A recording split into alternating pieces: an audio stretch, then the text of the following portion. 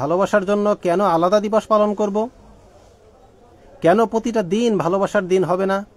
যেখানে ভালোবাসা ছাড়া একটা সেকেন্ড অতিবাহিত করা মানুষের জন্য অসম্ভব। ভালোবাসা যখন প্রতিটা সেকেন্ডে প্রয়োজন, তখন ভালোবাসাটা কেন একটা দিবস কেন্দ্রিক হবে? এই দিবস কেন্দ্রিক হওয়াটা এইটা মূলত একটা ওয়েস্টার্ন ফিলোসফি। এটা এসেছে আমাদের কাছে মূলত পশ্চিমা কালচার, ওয়েস্টার্ন কালচার থেকে। আর যেহেতু পশ্চিম দিক হলো আমাদের কেবলা, তো আমরা বুঝে না বুঝেই এই পশ্চিমের অনুসরণ করে থাকি, অর্থাৎ আমরা কেবলা মনে করি তাদের। কারণ স্বাভাবিকভাবে আমাদের কেবলাটা পশ্চিম দিকে, তো আমরা যেরকম নামাজের মধ্যেও অনুসরণ করি কেবলার এই দিকে, সেরকম মনে করি যে পশ্চিম দিক হইলেই এটার অনুসরণ করতে হবে। এখন এর পিছনে রহস্যটা কি? এই রহস্যটা আমাদের চোখের আড়াল হয়ে যায়, যেহেতু আমরা বুঝে না বুঝেই তাদের অনুসরণ করি। এখন প্রশ্ন হলো, আচ্ছা পশ্চিমারা কেন এত ঘটা করে এই দিবসটাকে পালন করে আর আমরা কেন করি না? খেয়াল করে দেখবেন, পশ্চিমা বিশ্বে ভ্যালেন্টাইন্স ডে বলেন, ফাদার্স ডে বলেন, মাদার্স ডে বলেন, এগুলো অনেক ব্যাপক প্রচার প্রসারের মাধ্যমে ঘটা করে আয়োজন করে তারপরে এটাকে পালন করা হয়। আর আমাদের দেশে এইগুলো অত বেশি কেয়ার করা হয় না, কিছু মানুষ ছাড়া, যারা পশ্চিমা বিশ্বের ওয়েস্টার্ন কালচারের, ওয়েস্টার্ন ফিলোসফির একেবারে ব্লাইন্ড হয়ে গেছে, তারা অন্ধ অনুকরণ করে।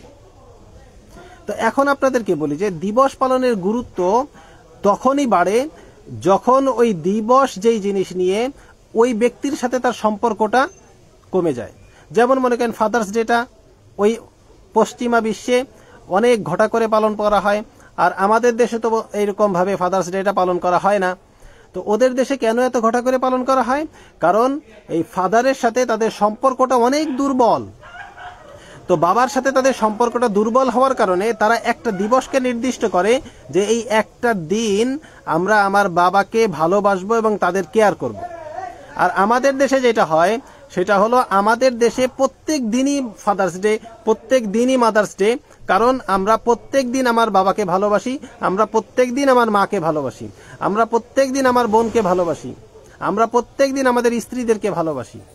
কিন্তু পশ্চিমা বিশ্ব কেন একটা দিবস কেন্দ্রিক এটাকে বানাইছে? কারণটা হলো তাদের সাথে এই জিনিসের সম্পর্কটা কম। তো ফাদার্স ডেটা কি কারণে হয়েছে? এই কারণে হয়েছে যে ফাদারের সাথে তাদের সম্পর্কটা দুর্বল, যার কারণে তারা একটা দিনকে নির্দিষ্ট করে রাখছে যে একটা দিন বৃদ্ধাশ্রমে গিয়ে বাবার একটু খোঁজ খবর নিয়ে আসবো, সারা বছর আর কোনো খোঁজ খবর নেয় না। মাদার্স ডেটাও ঠিক এরকম।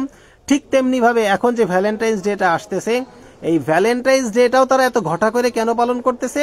এর পিছনে একটা কারণ হলো যে তারা যাকে ভালোবাসে, যাকে জীবন সঙ্গী হিসেবে পেতে চায়, এই জীবন সঙ্গীর সাথে তাদের সম্পর্কটা একেবারে নড়বড়ে হয়ে যায়, সম্পর্কটা অনেক দুর্বল, যার কারণে তারা একটা দিন নির্দিষ্ট করে নেয় যে এই একটা দিন আমি আমার জীবন সঙ্গীকে নিয়ে একটু সুন্দর মতো কাটাবো, তাকে একটু সুন্দর উপহার দিব, তার সাথে একটু সুন্দর সময় কাটাবো। অথচ আমাদের প্রত্যেকটা দিন এইভাবে সুন্দর করে কেটে যায়। প্রত্যেকটা দিন আমাদের জন্য আলাদাভাবে ভ্যালেন্টাইন্স ডে পালন করা লাগে না, আমাদের প্রত্যেক দিনই ভ্যালেন্টাইন্স ডে। যদি বাহ্যিকভাবে বলি, যদিও ভ্যালেন্টাইন এটা আমরা বিশ্বাস করি না, এবং যেই সংস্কৃতির উপরে ভিত্তি করে ভ্যালেন্টাইন্স ডেটা প্রতিষ্ঠিত, এইটা আমাদের কাছে পছন্দনীয় নয়। তো এই হলো একটা বিষয় যে পশ্চিমা বিশ্ব কেন এত ঘটা করে এই দিবসটা পালন করে। আরেকটা বিষয় মনে রাখবেন, এই দিবসটাকে এত বেশি প্রয়োজনীয় কেন করে তোলা হয়েছে, এবং দেখবেন এই দিবসকে কেন্দ্র করে এর আগের ফেব্রুয়ারির 1 তারিখ থেকে নিয়ে শুরু করে ফেব্রুয়ারির 14 তারিখ পর্যন্ত প্রত্যেকটা দিন দেখবেন আলাদা আলাদা দিবস বানানো হয়েছে। এটা কারা বানাইছে? এটা বিজনেসম্যানরা বানাইছে, কারণ তারা এটাকে ব্যবসায়ের একটা উপলক্ষ বানাইছে। এই 14 ফেব্রুয়ারি আসলে দেখবেন যে ফুল ব্যবসায়ীদের একটা ফুলের ব্যবসা রমরমা হয়, গিফটের ব্যবসায়ীদের একটা গিফটের ব্যবসা রমরমা হয়, এবং অনেক ব্যবসায়ীরা এইটাকে পুঁজি করে বিভিন্ন রকম ডিসকাউন্ট দেয়, বিভিন্ন রকম অবস্থা তৈরি করে এবং বিভিন্ন রকম অফার ক্রিয়েট করে। এইগুলো করে তারা তাদের বিজনেসটাকে আরো বড় করার চেষ্টা করে। তো এই বিজনেসম্যানরা মূলত এই দিবসগুলোকে জিন্দা রাখার জন্য, বাঁচিয়ে রাখার জন্য তারা এইটার ব্যাপক প্রচার প্রসার করতে থাকে। এটা এখন আর আগের মতোই অবস্থা নাই, এখন বিজনেসম্যানরা এই পুরা জিনিসটাকে জিয়েই রাখতেছে পুরা বিশ্বের মধ্যে, এলো বাস্তব কথা।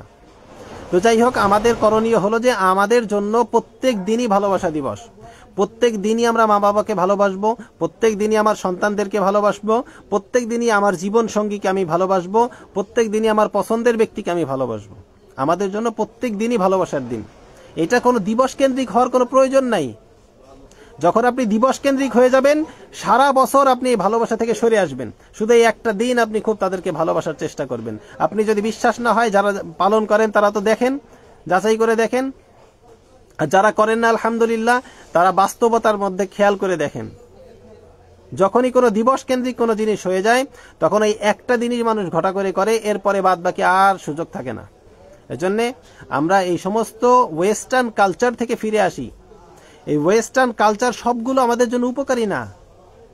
এগুলো আমাদের পুরা নসলকে বরবাদ করে দিবে, এগুলো আমাদের সন্তানদেরকে ধ্বংস করে দিবে, বহু মা বোনদের ইজ্জত নষ্ট করে দিবে। আপনি মনে রাখেন, মা বোনেরা যারা শুনতেছেন, আপনি যদি বিবাহিত না হন, কুমারী হয়ে থাকেন, আপনার ইজ্জতের দাম সব থেকে বেশি।